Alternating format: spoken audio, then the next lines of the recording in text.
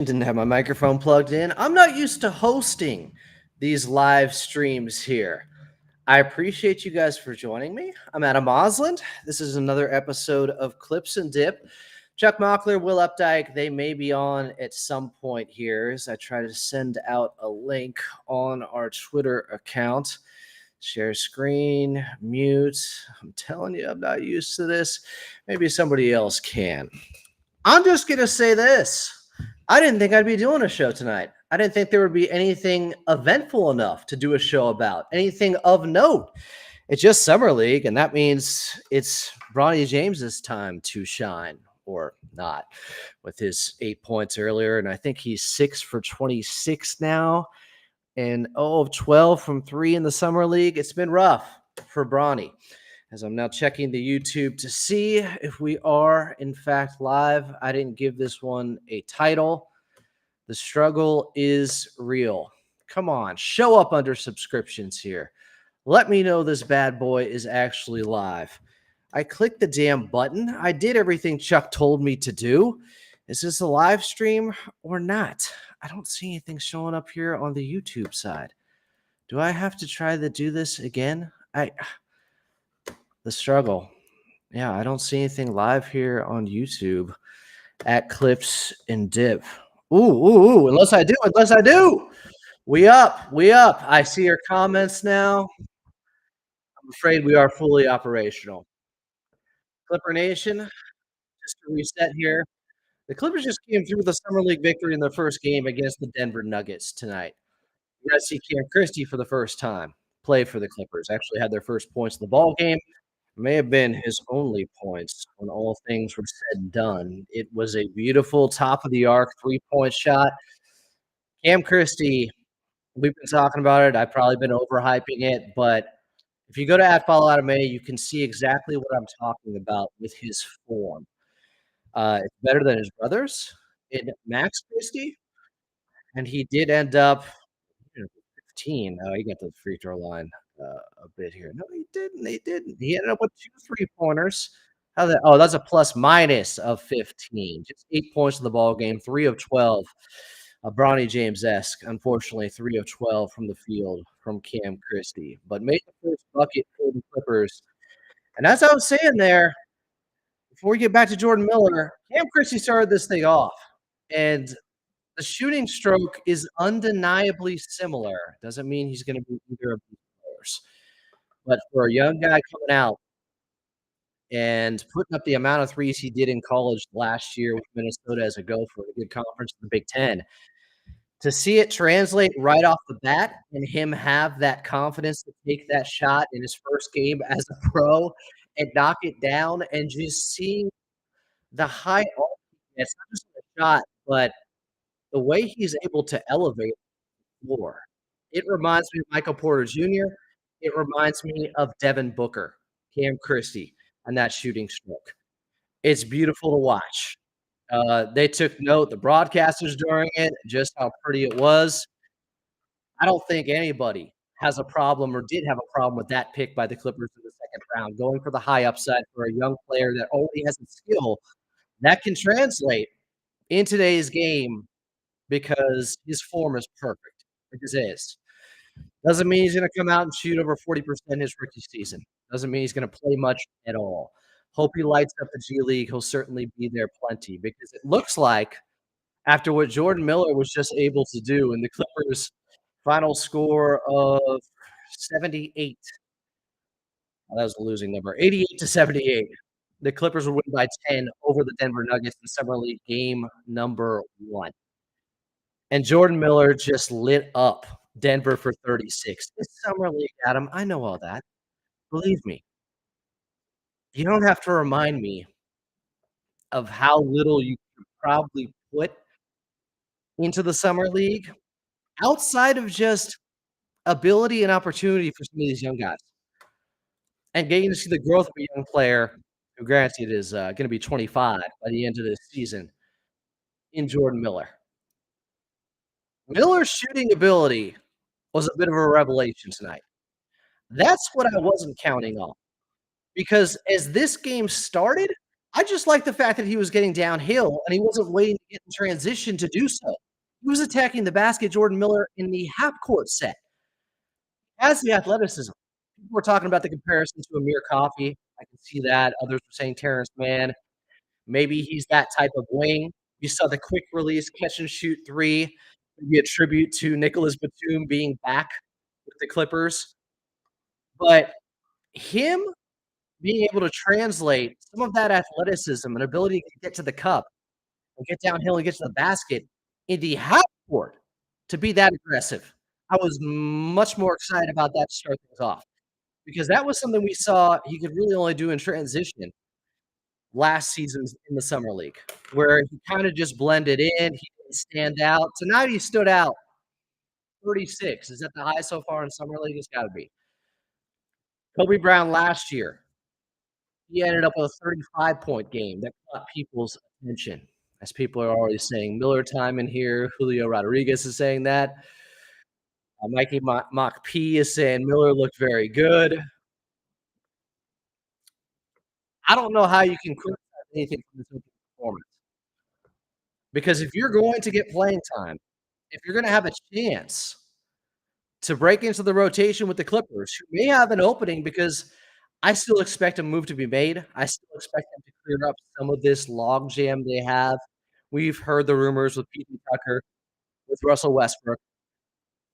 We know, at least it sounds like through all the reports, that the Clippers are trying to shop these guys and create room for young guys.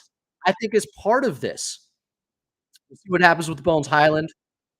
But when you're playing a team like the Denver Nuggets tonight, it's a reminder of how you need to integrate younger players in this league, especially with the new CBA. You gotta get their feet wet early on. You can't wait. Denver did it and won a championship with Christian Brown being a contributor. He had 15 in the game against the Miami Heat in the NBA Finals. So, Peyton Watson for them last year, not just the commercials with Nikola Jokic, he was solid for them. You gotta get guys in to see what they have and to see if they can contribute early on. And when you have players like Kobe Brown and Jordan Miller, who are both gonna be 25 by the end of next season, believe it or not, were the oldest guys drafted last season by the Clippers, by everyone in the draft, but obviously they went to the Clippers. I wanna see what they're capable of. To earn some of those minutes, summer league can be meaningful in that way. You show the coaching staff something like this, like what we saw tonight from Jordan Miller, it catches everyone's eyes. We also saw Steve Ballmer next to Lawrence Frank courtside. Didn't get the interview with Lawrence Frank with the broadcast crew, who I think did a fantastic job actually tonight. I was critical early on, jokingly saying, "I don't wanna hear about the Paul George stuff that can get me down. I don't wanna hear about Kawhi Leonard injury news to get me down." But they went deep into some of the, I don't know, lesser known granular issues with this Clippers team over the last couple of years, what they're trying to do and how they're trying to construct the roster now. I was impressed by that because they just did a game right before this one too, they're just throwing teams at 'em left and right in the summer league. You have to, even if you mispronounce Musa Diabate, I'm not gonna get over Jared Greenberg for that. He has way too much on his plate with all the boards I'm sure he had to build to get ready for this. But Denver is the prototype right now in the NBA, who the Clippers just saw tonight, of how to get by in the league on 2 timelines. The Golden State Warriors tried this recently. Now, they still won in 2022, and they did have young guys contributing. Jordan Poole was actually very good for them in the playoffs. Kuminga hasn't taken that next step yet. But some have criticized the Golden State Warriors, saying you can't balance both things, having one eye on the present and one eye on the future at all times and still be successful and be able to win at the highest level. Well, Denver did it. Not this year, but they took home the Larry OB last season while playing young guys and insulating them with vets, but young guys with skill sets that translate to the NBA right away. It's a culture thing with them for sure, but the Clippers need some of this. They've had it with Terrence Mann. They haven't had it with enough guys. Amir Coffey, you can say, came on at the end of this last season, the second half of the season, really playoff series against the Dallas Mavericks. He didn't play great in that series, but he earned those minutes because of what he was doing in the regular season, what he had done 2 years ago in January during 2022. The Clippers have done a little bit of it. Need to see more of it in today's CBA. Need to see what those young guys can bring and how they can contribute and help you out immediately. 2 guys who are about to be 25, as I mentioned. I wanna see what Jordan Miller has because we've talked about getting back to playing more wings, getting back to wing stop for the Clippers after, as Will put it, there was a lot of Olive Garden going on the last couple of seasons. They bring back in Nicholas Batum. Huge move for them. Everybody in Clipper Nation is happy about this, and he can still ball at the age I think he'll be 36 by the end of this season. He won a play-in game for the Philadelphia 76ers. He still has the quick trigger, quick release three-point shot. He carried them in that game. Joel Embiid said it right afterwards. And he had some really good moments for them early on in the regular season, stayed ready, and we know what he's about, having been a Clipper already. Nicholas Batum, I know he hasn't won a championship, but he's one of those guys, one of those elite role players you have to win one, the guy who makes timely shots. Okay, so there's one wing. You bring him back after the James Harden trade. They bring in Derrick Jones Jr. We've talked about him a little bit. I do have some concerns with the three-point shooting. How much of it from their playoff run where he shot 37% with Dallas to get to the NBA Finals where then he really struggled, how much of that is gonna carry over into this season? He's still young enough where you can make the argument he's getting better in that area, but overall in his career, he's a 31% three-point shooter. The defense, the on-ball defense, the perimeter defense, point of attack defense, it's all there. You don't have to worry about that at all. But I do think for him to be an outstanding pickup and to exceed maybe expectations, he has to keep continuing to trend in the right direction when it comes to three-point shooting. Airplane mode, Derrick Jones Jr. So there's 2 wings. We know what Amir Coffey can do. We know what Terrence Mann can do. We know what Kawhi can do when healthy. Do they have something in Jordan Miller? I just couldn't believe how smooth the three-point shot was. He shot 35% from 3 his senior year in Miami. He wasn't touted as a knockdown three-point shooter at all. People were hoping he could project out to be a 3 and D type of contributor. A long, rangy wing defender that also, like Amir Coffey, can get to the basket in transition, but he did so in this summer league game in the half court too. Uber aggressive. The ability to attack from Jordan Miller is what stood out to me. And looking for some of those mismatches and athletic rebounds, by the way, going up, skying for boards, creating extra possessions. He had one where then he found Kobe Brown for a layup down the stretch. He had one where he followed his own miss, got it back, put it up and in. A nice feed to Musa Diabate. Can you not stand out in the negative ways as a young player in the league? That's often what you're asking from them. To not have to bring up their name in a bad light because they're making errors and miscues and struggling to do the little things right. Well, if you want all the other stuff to shine, if you wanna see him and what he can do on offense, he has to do everything else. Be a solid role player. I think he has the capability. I don't wanna get over my skis. I don't wanna get ahead of myself too much. But Jordan Miller tonight, with the three-point shooting combined with the ability to get to the basket at will, it was at least good to see. It's encouraging. He said post-game, "The goal is to stay consistent," to Taylor Rooks. Don't let this be the highlight of the summer league for you. It's gonna be tough to top 36 points, but continue to play great basketball, winning basketball. Because the Clippers, he said this during a third quarter interview. Jordan Miller said, you know, "We think we're one of the better defensive teams with their young guys in the summer league, and we can win the game that way." And if you notice down the stretch, there was some lockdown defense from everybody collectively.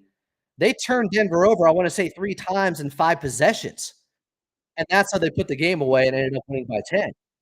His last shot, I think, was with around 3 minutes left, a far side corner three. They left him wide open. After they started to crowd Jordan Miller a lot, tried to take him away since he was the star tonight.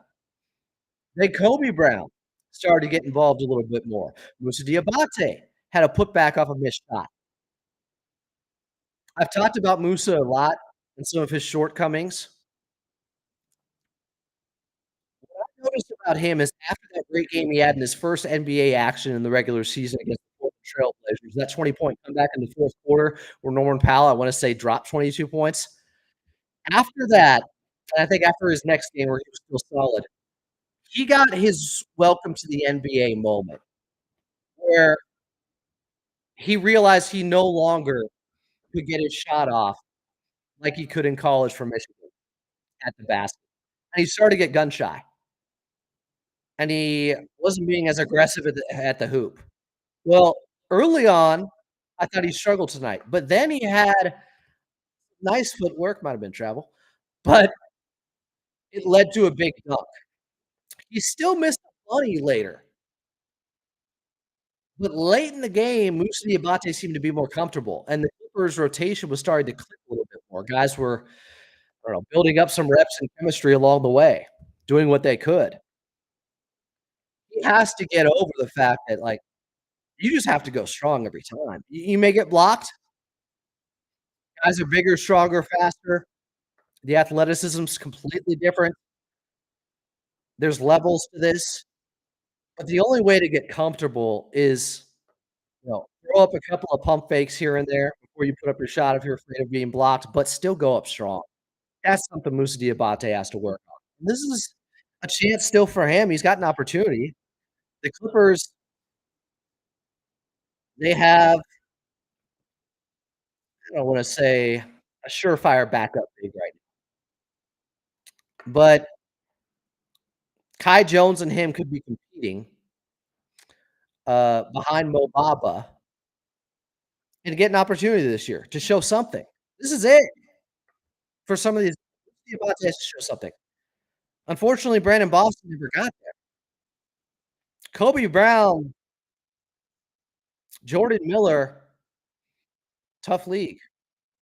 They're only in their second season, they're about to turn 25. The expectations are greater for them even though they haven't played much because they're older and supposed to be more seasoned.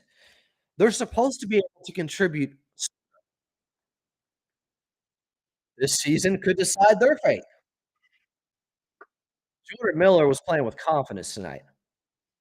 I said he looked hungry as I posted a highlight at Follow Anime on X. And then he said in his courtside interview, yeah, I know it's a sports cliche, but he's hungry to show the coaching staff something. Time is of the essence. The clock is ticking. They gotta show that they can help out the Clippers this year. They do. And the opportunity is likely going to be there. It has to be. I know there's people who still are waiting for another move to be made. I think there will be some. They could be along the margins, moving PJ Tucker, moving Russell Westbrook. It doesn't mean they're necessarily getting Zach LaVine or making a big roster change. So you're gonna have auditions and openings for younger guys, and it's like the Joker in The Dark Knight saying, "We're gonna have tryouts," as he breaks the pool stick and throws it on the floor. Guys are gonna be scrapping and getting after it to see who's gonna win some minutes with these young guys. Jordan Miller, with what he did tonight, beautiful. It's summer league. If he doesn't play well the next couple of games, the hype around this performance will die down Kobe Brown got hurt after that 35-point game last season, I believe, the very next game, so didn't get to really build off. They got another game I wanna say on Sunday. Speaking of Kobe Brown, someone's asking, did we talk about Kobe's disappointing performance? Maybe not enough yet. I thought, overall in the 88-78 victory over the Denver Nuggets, Kobe Brown looked too passive to me. He ended up getting 16 shots up. But I thought he waited too long for the game to come to him because he's more of a connector out there with younger guys, and he was almost the elder statesman out there, you could say. I think they were relying on running the offense through him. I think that made him a little bit too passive at times. Other times, he was just missing shots he normally makes. He still had he bucket late. He still had 8 points, which is 5 of 16 shooting and 0 of 7 from beyond the arc. What I didn't like is when he was settling. He had a tough step back three with a hand in his face in the first half, and I was just wondering why. Go to the basket. And then he had a nice play where he got the switch after kind of a ghost screen at the top of the arc. Can't remember if it was Jordan Miller who said it. And he took his man off the dribble and went downhill and got to the basket. Make the game easier on yourself. If the three ball's not falling for him, we know he shot 45% Mizzou his last season. It hasn't, I like his form, I like how the shot looks, but the reps haven't been there enough at this level to say whether or not or what type of three-point shooter in this league. But I still like the fact that he eventually found his game.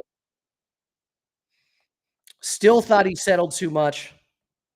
Still thought he was trying to worry about getting everybody else going. There's something admirable about that, sacrificing your game for others, and they played much more connected basketball at the very end of the game. Maybe it had an effect, his unselfishness. But Kobe Brown's also somebody that just at this you want to see him have one of these performances in the next couple games like we just saw from Jordan Miller. I think I tweeted out some smart aleck type of tweet with Jordan, Kobe. I said, "After Jordan's first half, I wanna see Kobe, pick up the mantle in the second half." Didn't quite materialize, but I still think there's something there. By the way, looked like he was a little bit leaner. You look at his arms, he was at the free throw line, just looked like he slimmed down a little bit. Probably in even better NBA shape now. But he came in with an NBA body, older player. He's not exactly Anthony Mason, but he does have some size to him for somebody who's around 6'6". Moussa Diabate, I'd say, on the other end of the spectrum, it looked like he put on some weight. Good for him, needs to. If he's going to be, a bully on the block, as my friend Noah Eagle would always say, bully in the sandbox. If he's going to be able to be more physical in the post and not get his shot blocked and really lean into defenders and put his weight on them, he had to put some more on himself. So that was good to see, just some little things there. It's really just 4 guys that I'm looking at right now because those are the 4 that have real potential to be contributors this season. I don't know about Cam Christie because he's so young. He's just turning 19.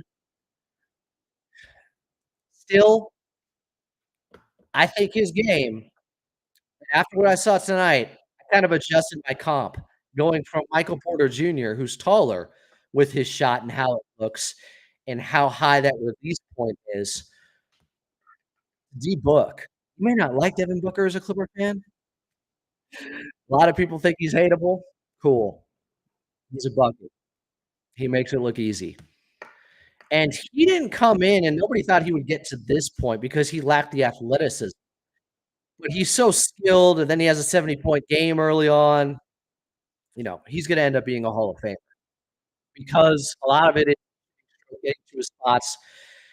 And you can see if you watch tape of Cam Christie, he's really good at putting the ball on the floor and then relocating, getting the defender up in the air, driving closeouts. He had a couple of dunks on those highlights or that highlight mix from him at college, but also just relocating and finding his sweet spot from three.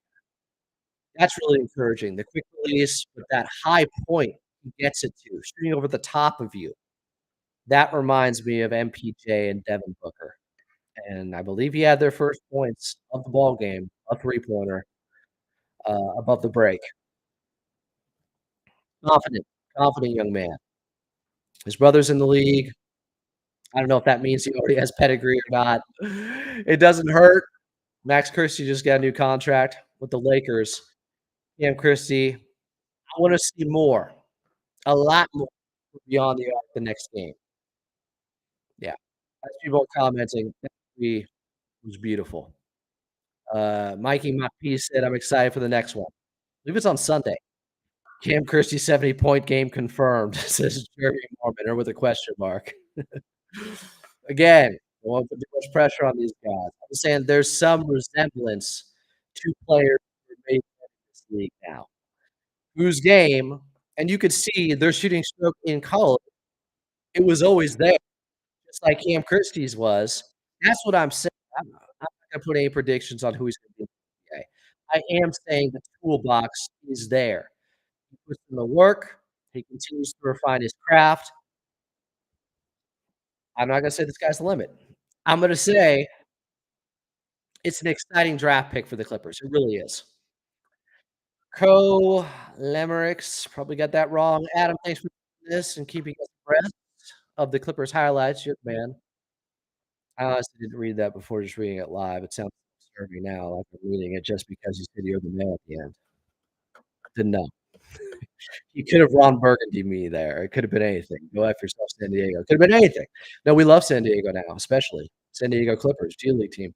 You'll be seeing some of these guys there. Back to the San Diego roots with the Clippers.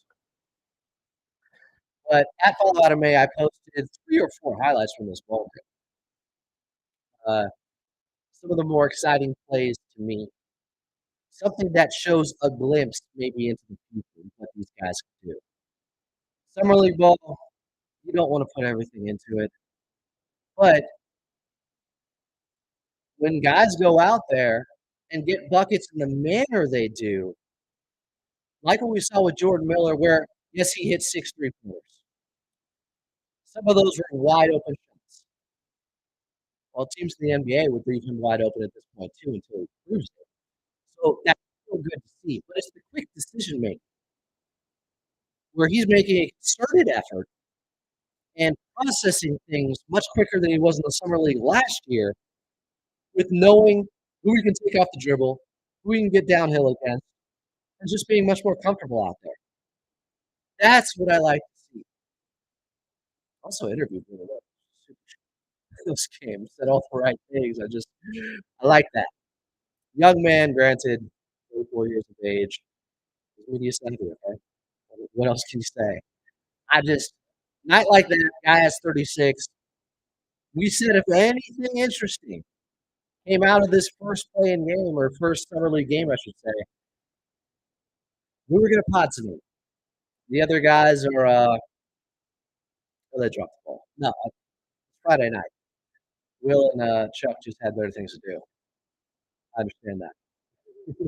If one of them was waiting for me in the room, I should probably check the other side to bring him in because Chuck did ask me how long it going. Testing the waters to see if maybe he would be able to get him tonight. But yeah, seeing signs in the summer league, we saw the distinction difference between Shea and Jerome Robinson. A distinct difference between Terrence Mann and Fiatno Kabengele. Just guys who weren't too sped up. The game wasn't moving too fast for them. So I think it's fair when you criticize guys for not playing well in the summer league to also praise them, even though it's the summer league when they do play well. There's nothing wrong with that. JJ the Bull says, I swear if Miller drops into the 30, my delusional ass would start to get hyped. Well, same. I understand. Clippers, I've been saying since the start of the offseason, maybe even before that in the Dallas Mavericks series.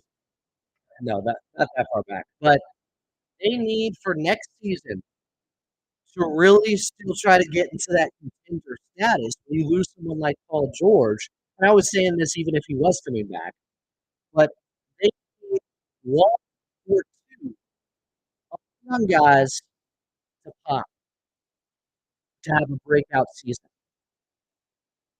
If Bones is still on the team, I sure hope he is. I heard there were some rumors earlier today that he could be included in a trade package. But him or Jordan Miller or Kobe Brown or Musti Abate or Cam Christie, somebody, one of the young guys is going to have to be a ceiling raiser. Is going to have to help them out. Because I don't know, even if fully healthy, if James Harden and Kawhi Leonard are going to play 70-plus games. You need innings eaters. Young guys are going to be depended more on in this league, more so in this league than ever. Clippers is imperative. I believe they have a first-round pick in 2027, but they don't know what it's going to be yet because OKC has the pick swap. So they'll get the worst of the two first-round picks. They don't have control of their first-round pick until 2030. So when you draft guys, you got to hit it for the Clippers here and there. It's hard, difficult. I say it all the time, but if you look at everyone's draft over the last decade, you will see far more misses than hits. It's what it is in the NBA. It's very difficult, imperfect science.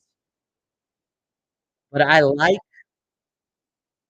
the baseline of having someone like Cam Christie on this roster and bringing someone in that young in the second round, who some draft forecast said, if he came back for another year, he could end up being a lottery pick next season.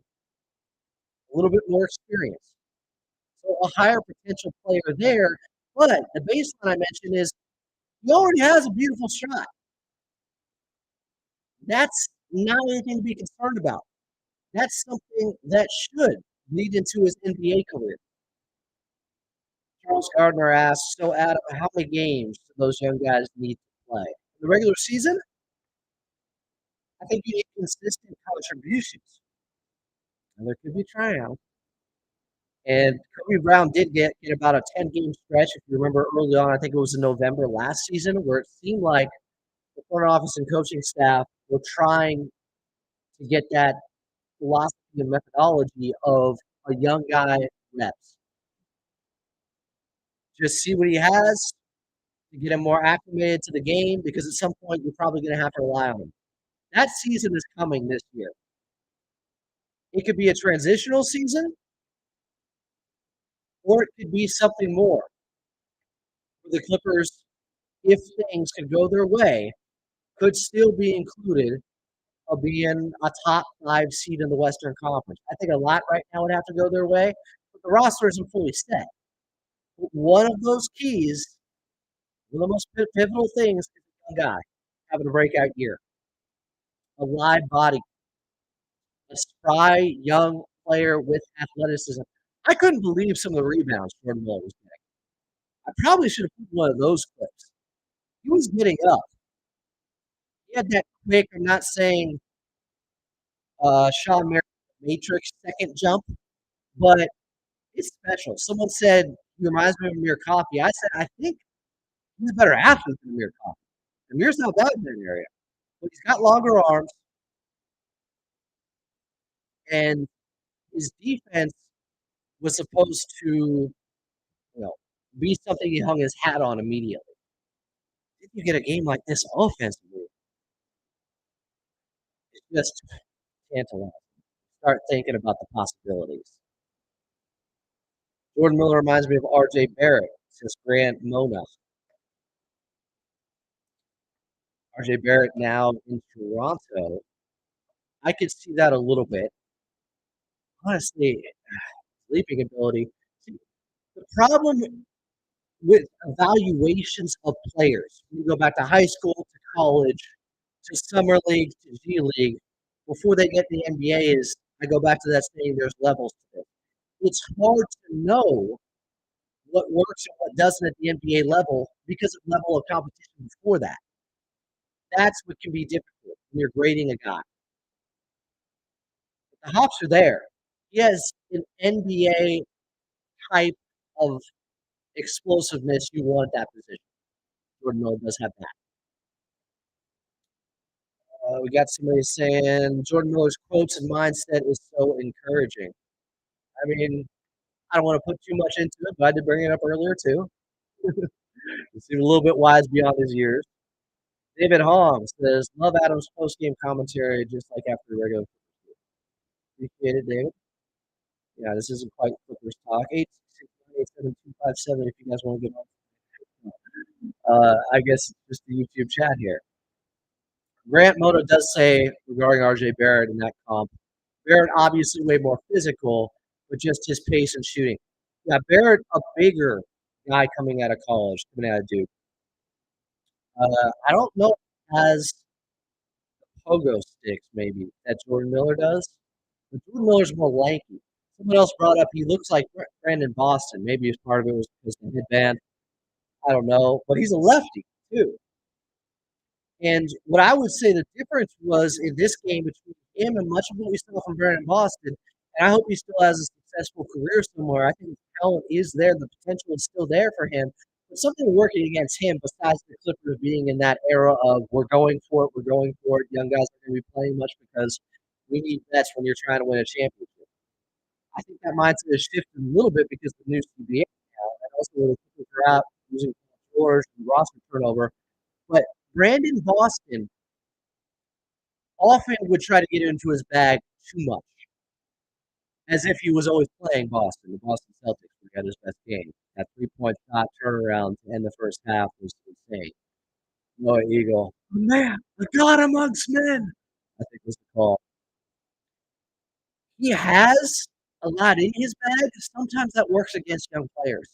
You get that paralysis by analysis. You have so much you can go to, but you don't have a go-to move. Nothing's developed further enough or refined enough for you to have those staples of things you can do. And unless you're an established one-on-one type of ISO player, young guys going into their ISO, coaches don't always love that. They want to see you play a team game. Brandon Boston might have to end up being a six-man type coming off the bench at some point. Because I do think he plays in the type of way where the offense has to be a little bit more centered around him. And it's harder for those type of guys to excel right away, I think, unless you're a really high draft pick and the talent is so undeniable and overwhelming that there's no way you can keep them off the court and they're in the right situation with a team that's rebuilding that's going to give them a ton of minutes. Well, he wasn't on the Houston Rockets and one of those young guys for being one of those young guys. He's a Clipper. He was a Clipper. The difference between what I'll say for my saw tonight from Jordan Miller and making that comparison to the two, yes, body type wise, you can see it a little bit. But Jordan Miller's a lefty, and it was get it and go. He wasn't wasting movement. He wasn't trying to get into his moves. It was either catch and shoot three or get it and get to the basket. That is what you want to see from a young player. That's how you can get minutes. You're not stalling or being a black hole on offense. You can blend in. You can fit in. We did more than fit in with 46 points. But the array and the way he got them, his quick decision making from Jordan Miller tonight, that's very encouraging to me. And that's what I'd say was different than what we saw in the past from Brandon Boston. Our ass kicker is saying Miller is playable. We can package him here with Norm, PJ, and Bones for a power forward or a bigger wing. I do think some type of consolidation move is going to happen. The Clippers will end up sending maybe three guys out to bring back one or two. We'll see. Just in reading the tea leaves, I'd like to say here, with the situation with Russell Westbrook and PJ Tucker. And to be honest, to get these young guys playing time, I would like to see it if possible. Depends on who you get back. But I think that would be the goal. It would be advantageous for the Clippers to open up more minutes each and every night. Let guys not have to look over their shoulders too much which can stunt development. Very difficult when you feel like, and Coach was great about this, when you feel like there's so much pressure on your shoulders every single shot. That's typically, these guys get out there and warm up beforehand and they shoot 95% open gym. They're not like us. They're not they're insane athletes. When you get into the game and maybe there's agendas, you're trying to prove something, you want to showcase your game. And so the team game aspect is gone. And then everybody can kind of suffer.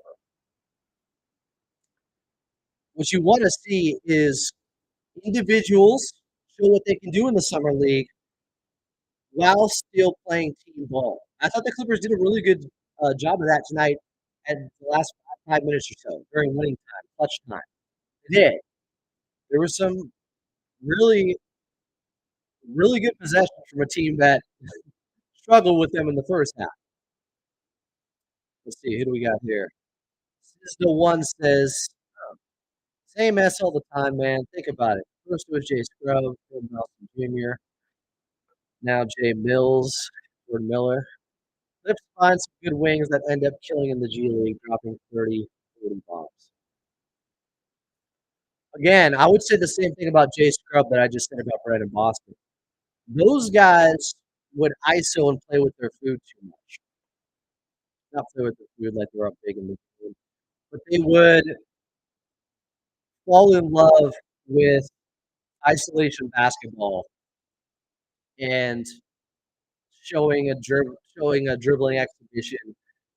Whereas Jordan Miller was very decisive, was just getting into his movements and getting to his spots very quickly. That's the difference, I would say. You need to see a lot more from him. Don't get me wrong, but tonight, that's my biggest takeaway from him.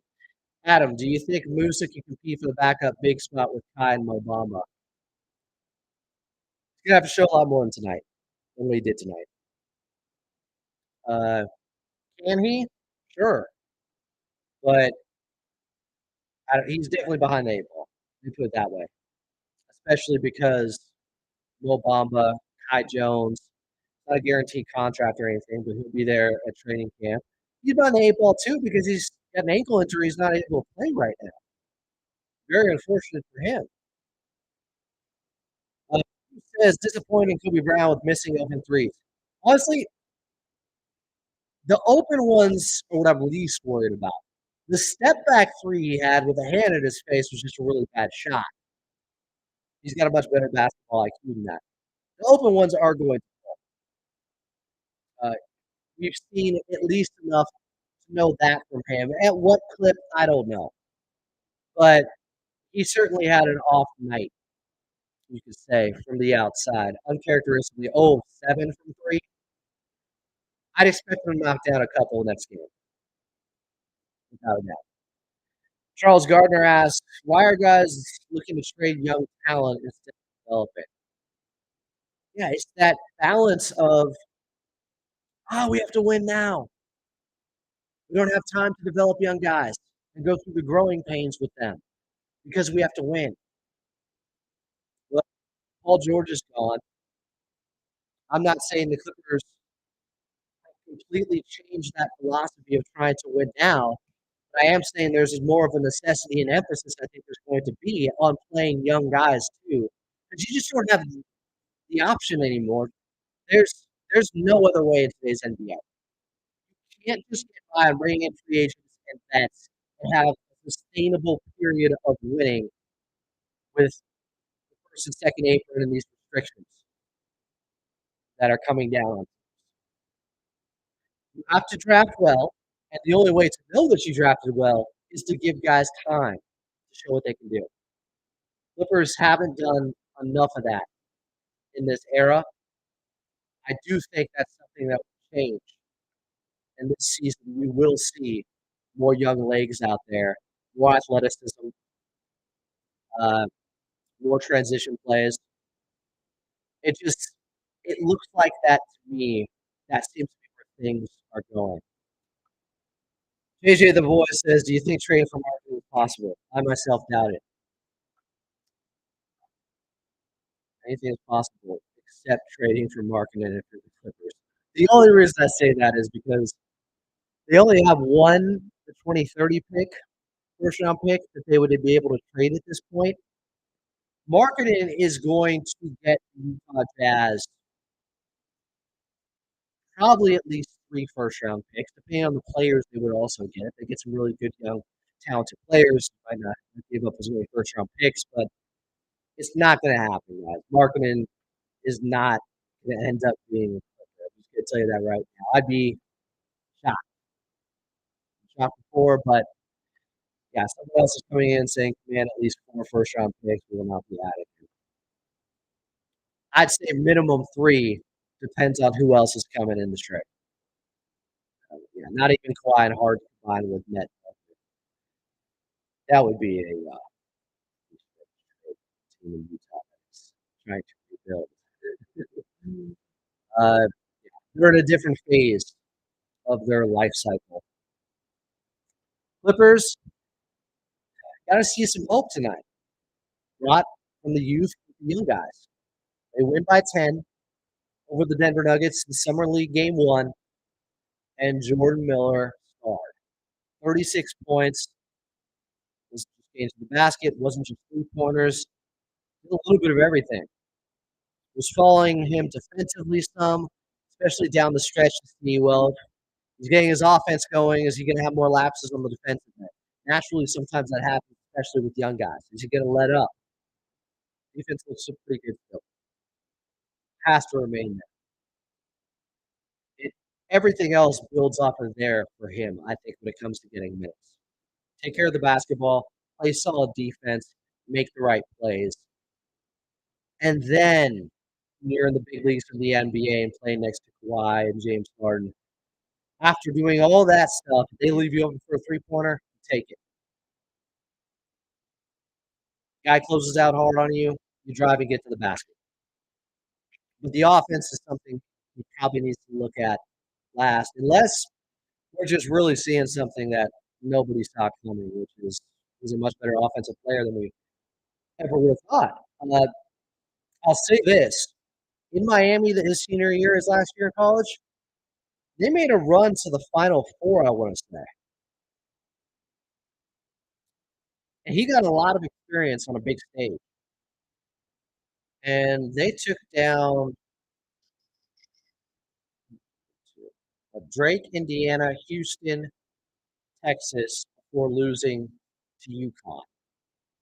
He had 27 points against Texas in the Elite Eight, 13 against Houston in the Sweet 16, 19 against Indiana, just 7 against Drake, but he definitely stepped up in some big games. He didn't take a lot of threes at all during the tournament, though. We're talking total, can't be true, 5 attempts from the outside.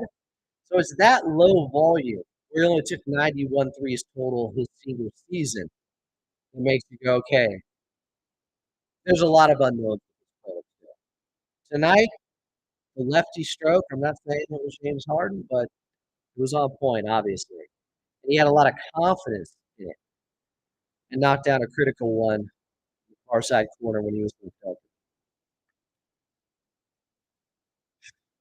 Can't put too much into it, but I always find it fun to praise young guys that have, to this point, they say the biggest game of his life when it comes to uh, progressing as a professional. We got to witness that. So I haven't really had for Jordan Miller. Some good moments, but an up and down game for Kobe Brown. Cam Christie getting into his three-point shot immediately. Love seeing that. Overall struggle from the field, but didn't shy away for 13 shots. And then Musa came through later on. So the four guys that you're going to be watching and monitoring during the summer league that have a shot, even if it's an outside one, to get some minutes at the NBA level this year. I really think at least one of them will be a key contributor. One of them has to be for this Clippers season to be a success. Would you deem a success? Eye of the beholder. We'll talk about expectations and what we're looking for in this season from the Clippers when we see the final roster. Then you can kind of start to get there. But I'm Adam Moslin. No Chuck Hoffler. No Will Updike tonight. This was a C&D live instant reaction to the Clippers win against the Denver Nuggets. Take a Denver summer league or not. Come on. A little bit of pushing and shoving out there, too. There's a hard foul by Hall. Steven Jenkins, a third eye blind looking guy out of Clemson, or the Denver Nuggets on Musa Diabate late. Thought there may be a luckily cooler heads prevailed. But guys are trying to show something. As always, we love you guys. We appreciate and I appreciate everyone joining me here tonight on a Friday night after a freaking summer league game. After I was live tweeting it at Follow Anime on X on Twitter, and I said, things get interesting if somebody really has a significant game. I'll go live. Sure, it was Jordan Miller. Congrats to him. True goat. It ain't MJ. It's JM over MJ. Uh, we'll be back. I don't know if it's Sunday or earlier next week. You guys will be here with me after the next summer league game. We'll talk about that. We might have a guest. Until then, I'm Adam Osmond signing off here on Clips and Dip. And as always,